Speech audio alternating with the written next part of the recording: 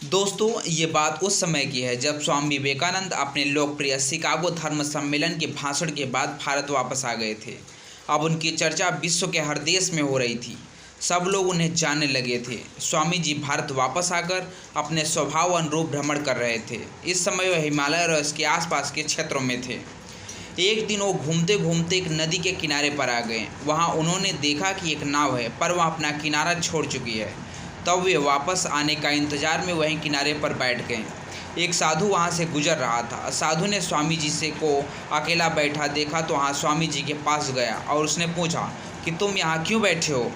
स्वामी जी ने जवाब दिया कि मैं यहाँ नाव का इंतजार कर रहा हूँ। साधु ने फिर पूछा, तुम्हारा नाम क्या है। स्वामी जी ने जवाब दिया, मैं विवेकानंद हूँ। स्वामी जी का मजाक उड़ाते हुए उसने कहा कि अच्छा, वो तुम विख्यात विवेकानंद हो जिसे लगता है कि विदेश में जाकर भाषण दे देने से तुम बहुत बड़े महात्मा या साधु बन सकते हो।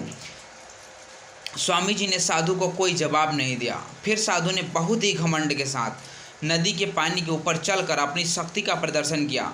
कुछ दूर तक चलने के बाद साधु ने स्वामी जी से कहा कि तुम क्या मेरी तरह पानी पर पैदल चलकर इस नदी को पार कर सकते हो।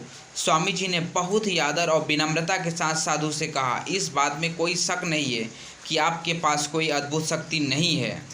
आपके पास बहुत ही अद्भुत शक्ति है, लेकिन क्या आप मुझे ये बता सकते हैं कि आपको यह असाधारण शक्ति प्राप्त करने में कितना समय लगा। बहुत ही अभिमान के साथ साधु ने जवाब दिया कि यह बहुत ही कठिन कार्य था।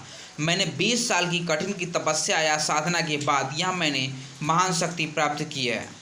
साधु का यह बताने का अंदाज बहुत ही अहंकार भरा था। यह देखकर स्वामी जी बहुत ही शांत स्वर में बोले कि अपनी शक्ति अपनी अब जिंदगी के 20 साल ऐसी विद्या को सीखने में बर्बाद कर दिए जो एक काम 5 मिनट में कर सकती है। आप ये 20 साल निर्धन बेसहारा गरीबों की सेवा में लगा सकते थे, या अपने ज्ञान और शक्ति का प्रयोग देश और देशवासियों की प्रगति में भी लगा सकते थे।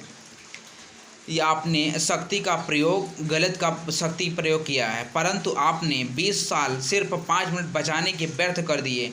ये कोई बुद्धिमानी नहीं है। साधु सिर झुकाए खड़े रह गए और स्वामी जी नाव पर बैठकर दूसरे छोर की ओर चले गए।